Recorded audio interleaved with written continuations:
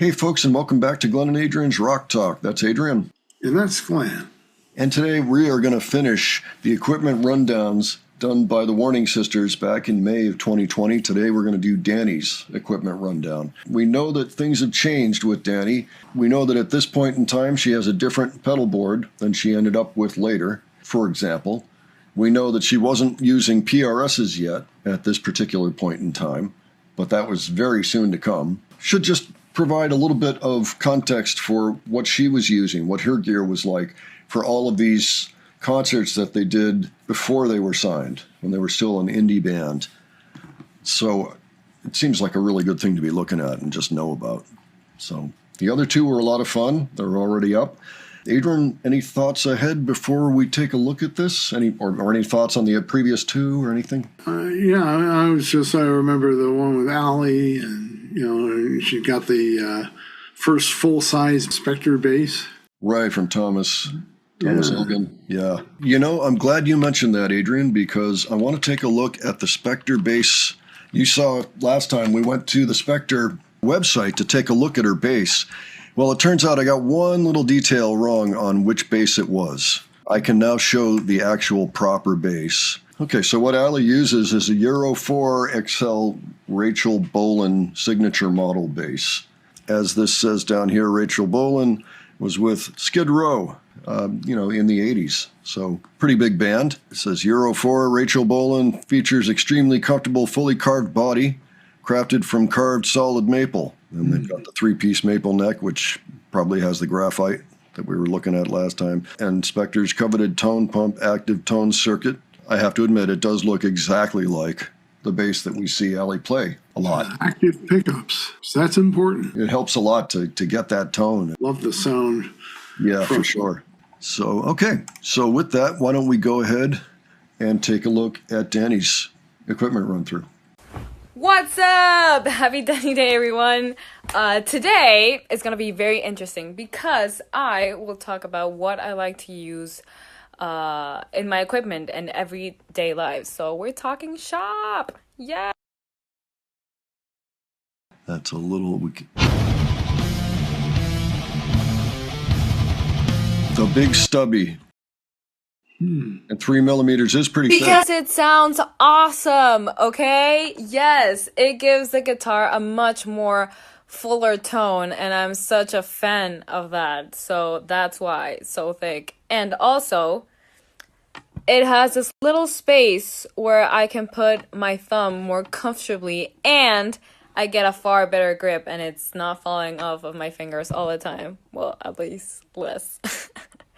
But it's awesome. I really, really, really, really love this pick, and I really recommend it. But at the end of the day, it's what each and every one of us feels comfortable using.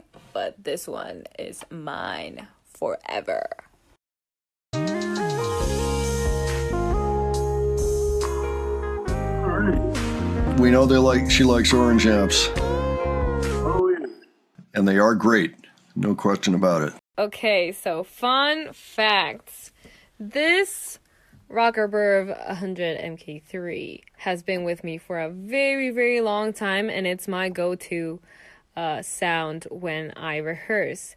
And this Custom Shop 50 is it's the model which we recorded all, and I say all, of Queen of the Murder Scene. This big guy is responsible for the sound of my guitars in that of a punch, and I can always bring my orange sound with me, so that's amazing album. And this super cute and awesome orange Pedal Baby 100 is what I take with me for the live shows, and I know it looks tiny, but trust me, it packs one hell. Hello, I am back, and we cannot have a session where I explain my setup without talking about my beautiful guitar. Looks like the Rick Toone. Okay, so my guitar is made by the one and only Rick Toone. Here, you can read it. He is extremely awesome, and I'm so fortunate to have caught his eye, and also to have not only one, but 2 of his precious guitar. Look at that. Oh my God. They're so beautiful. They do look happy together. Okay, now we talk pickups. Both of my guitars have exclusive, Rick Toone designed pickups, and they are absolutely amazing. So you can only find them. Now, one of the things that made me absolutely fall in love with these guitars, which, as if you haven't noticed by now, I do. I absolutely love them. Is that they have a lot of versatility and tone and how you can use them. Each, click of a knob changes drastically in the sound that you want to use. Okay, and check this out. I was absolutely blown away by this when I first played this guitar. It's so crazy. Okay, so I have 3 settings here. And then my dad said, no, it has 6 settings. And I'm like, what? No, it doesn't. But look at this. Look at this. Oh my God. Yes, you have 6 settings and you can go from single coil, which is this one, to humbucker. And that's mind-blowing. Oh, but we're not done. Wait a second. This guitar is even crazier because you can actually take it apart. Right here, you can take the neck apart from the body, and I can literally take my guitar in a bag. That makes it so cool for airports and stuff because, there's always the fear that something's gonna happen to it at the airport. So I can actually take. That's awesome. With me on the plane and put it back together and not worry about it getting decalibrated or out of tune because it's an aluminum neck. It won't move. So yeah, needless to say, I love my guitars. They are the best. I've heard about that aluminum neck before and how she can disassemble the guitar. I think that's great because that's always the problem when you travel. It's like, is the neck going to bust? Is it going to? It doesn't even take a lot, really. They just have to manhandle it once, the way they might handle regular luggage, and you can have a problem. So that pretty much solves that problem. Yeah, it probably makes it a lot easier just to carry the thing too. No, I imagine you still have to restring the thing, so it's not ideal, but at least it's a good solution. Say if they're going to go overseas for a tour and they're going to be there a while, yeah. Totally worth doing that. So yeah, she stopped using these as soon as she got the Paul Reed Smith sponsorship. I wonder sometimes if she wishes she could still play these, but maybe sometime in the future they'll appear. All right, cool. We got about 3 more minutes. Let's keep going. Happy Danny Day! Okay, first up, strings. I use the Dario strings, this model NYXL, and this size. 1046. Oh my God. Strings. I really, really love them. They are very, how can I say this? Strong strings. Yes. And they last for a long, long while. And if these last a long, long while. Okay, so these are the same strings. They are just the extended life edition, so these are gonna last even more. I haven't tried these yet. These are my next experiment, so I'm very, very excited to try them out and see what happens. They're the same size, but yeah, this is cool. It sounds like some of these clips are a little out of sequence, or parts of them show up in different places, so it sounds like she's not speaking correctly sometimes, when really what's happened is there's been some kind of a jump cut, maybe based on how this was captured in the first place from the internet. I don't know. But yeah, it's interesting to see her string choices here and how, you've got the 10 through 46 gauge. That's kind of normal for the low E to be a 46. Seems like maybe it's even a little light. And then the other E is a 10, which is a little bit thicker than you would normally see on a guitar, at least a lead guitarist's guitar. Well, why don't we keep going here? And now we're going to look at the in-ears. Oh, Presenting my in-ear monitors. Look at them. They're so amazing. I absolutely love them. I asked for the little, the warning lightning bolt. They're awesome. Okay, and look.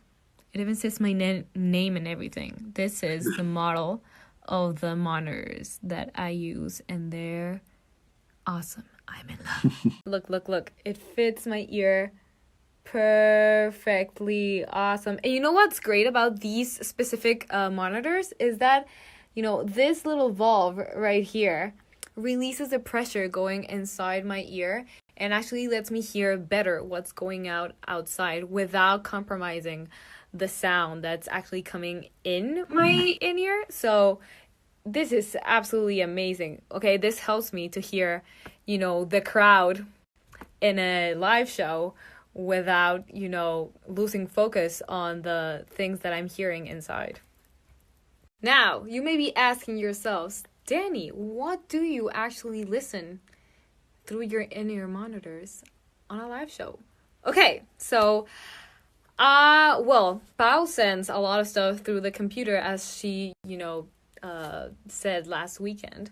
And she normally sends me the click track so I can be, paired up with the rest of the elements inside the song. And I normally want to hear a lot of my voice.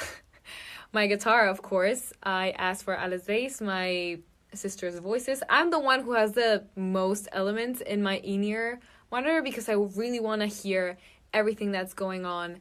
And I also ask for the kick drum occasionally. It depends on the venue, but yeah.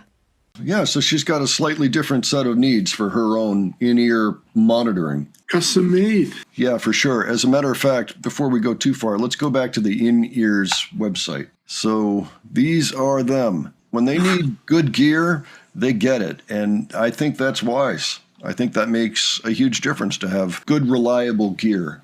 And especially if it's going to help with your long-term hearing, like the valve is a really interesting idea because it takes that pressure out that you put on your ears when you put something in your ear. You know how there's always going to be pressure on the inside, after you do that. And if you use the valve, it lets out some of the air, and then you can also hear a little bit better what's going on outside as well as the mix. So look at that, 20 hertz to 20,000 kilohertz, which is the entire human hearing spectrum. So nice. She's got some pretty good gear to work with there.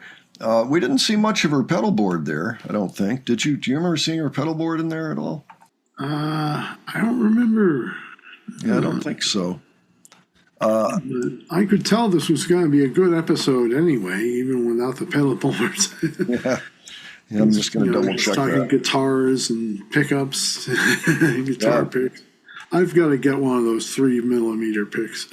So she didn't go over her pedal board, which is interesting. We did get a little bit of information about that in Pau's video when she talked about it being a Line 6. These days she's using a Kemper Profiler instead, which is a much nicer piece of gear, and they don't put it through the Ableton. They were putting the other one, the Line 6, through the Ableton, but they just didn't want to reprogram it. Probably wasn't necessary. She can just dial up the song she wants. So, of course, this is pre-Kemper. So we already kind of know what's going on there. Overall, it was interesting to hear what she was talking about. It was nice to see her passion for the Rick tunes. A lot of people say they like those guitars a lot. I mean, even better than the Paul Reed Smiths. It seems to me you can't go wrong.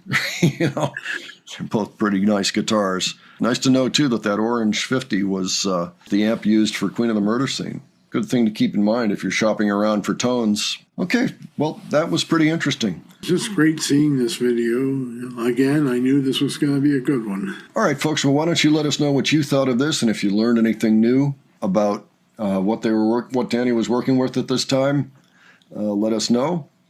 If there's any other info you want to share, by all means, leave that below as well. And if you have other suggestions, leave those down there as well.